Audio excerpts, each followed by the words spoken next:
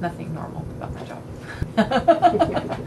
I'm on the crisis response team, so they'll give our law enforcement liaison a call, and she'll say, we have 5 victims, they speak this language, we're going to need shelter, interpreters, clothing, food, can you start working on it? I get on the phone and I start making connections. My job is to take care of them while they're here. So I've got to watch them go from a state of crisis to self-sufficiency and all the aspects along the way. I make sure they have food and clothing and dental and medical and job skills and English and even friends. That's my job. Basically, we want to make sure that clients have their basic necessities that they need when they first get out of a trafficking situation. So we got toothpaste, toothbrush. In this weather, I always like to give them an umbrella because they're going to be doing a lot of walking. Jeans are also always important. Gotta have those jeans. Make sure they have underwear. I'll grab some granola bars and some peanut butter so they can start having some food for themselves, because it's really scary when you're in a shelter. And Jane was my first client, and I love Jane.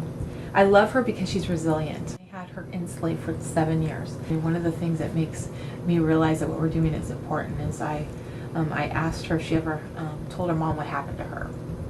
And she said, I tried to once. So what did you say to her?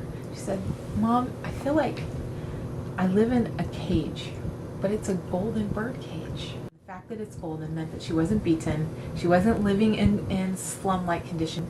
She was in a community in Southern California, but it was a cage. She was not given freedom to go and make her own life. And I always think of that when I think of trafficking victims in a golden bird cage. Most of the time, they're viewing their life in America through their life in their country of origin, where corruption is a big part of the problem, where law enforcement either don't have the capacity to help people or there is corruption in the law enforcement. Some traffic victims are concerned about their safety. Most traffic victims are worried about who to trust.